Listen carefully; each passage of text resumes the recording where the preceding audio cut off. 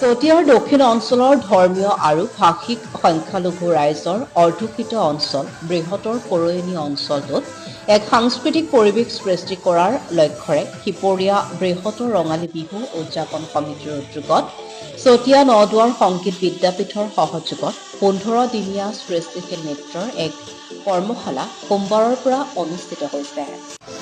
অঞ্চলটোৰ ধৰ্মীয় সংখ্যালঘু আৰু গোৰ্খা জনগোষ্ঠীৰ শতাধিক ছাত্ৰ ছাত্ৰীয়ে অংশগ্ৰহণ কৰিছে এই কৰ্মশালাত। এটা সময় আছিল ইছলাম ধৰ্মাৱলম্বী ছাত্ৰ ছাত্ৰীসকলক ধৰ্মৰ দোহাই দি গীত নৃত্যকে আদি কৰি সাংস্কৃতিক অনুষ্ঠানবিলাকৰ পৰা কৌশলৰে আঁতৰাই ৰাখিবলৈ চেষ্টা কৰিছিল একাংশ ধৰ্মান্ধ লোকে। কিন্তু এতিয়া সেই দিন উকলিল, মানুহ শিক্ষিত হ'ল। ধৰ্মীয় গণ্ডিৰ পৰা ওলাই আহি চৰ অঞ্চলৰ ইছলাম ধৰ্মাৱলম্বী ছাত্ৰ ছাত্ৰীসকলে আৰম্ভ কৰিছে গীত নৃত্যৰ চৰ্চা।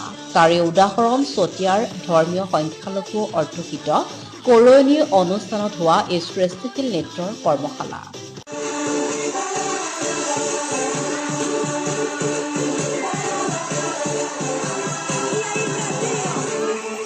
নদুৱাৰ সংগীত বিদ্যাপীঠে এক মহৎ উদ্দেশ্য আগত ৰাখি এই ধৰণৰ সাংস্কৃতিক কাৰ্যসূচী গ্ৰহণ কৰাত অঞ্চলটোৰ সাধাৰণ ৰাইজ উৎফুল্লিত হৈ পৰিছে।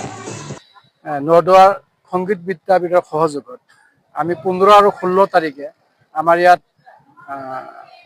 সাংস্কৃতিক অনুষ্ঠান হ'ব। গতিকে আজি আমাৰ এই সিপৰীয়া হাইস্কুল, আমাৰ ভোজমাৰী হাইস্কুল আৰু আমাৰ পাৰিজাত বিদ্যালয়ৰ ছাত্ৰ ছাত্ৰীসকলে আজি নিজৰ যিখিনি প্ৰতিভা আছে এই প্ৰতিভাখিনি প্ৰদৰ্শন কৰিবৰ কাৰণে আজি ইয়াত প্ৰথম দিনা আমাৰ ইয়াত কৰ্মশালা অনুষ্ঠিত হৈছে। গতিকে আমি এই কৰ্মশালাত আমি নথৈ আনন্দিত হৈছোঁ যে আমাৰ নিজৰ নিজৰ যিখিনি প্ৰতিভা আছে এই প্ৰতিভাখিনি আমি দেখুৱাবলৈ ছাত্ৰ ছাত্ৰীসকলে দেখুৱাব পাৰিব। আৰু এইটো আমি 10 দিন মান এই কৰ্মশালা হ'ব। আমাৰ 15 তাৰিখে এই কৰ্মশালাখিনি আমাৰ যিসকল ছাত্ৰ ছাত্ৰীয়ে ইয়াত প্ৰদৰ্শন কৰিব এইখিনি তেখেতসকলে দেখুৱাব। চতিয়াৰ পৰা অঞ্চল শইকীয়াৰ ৰিপৰ্ট, অগ্নিগড় নিউজ।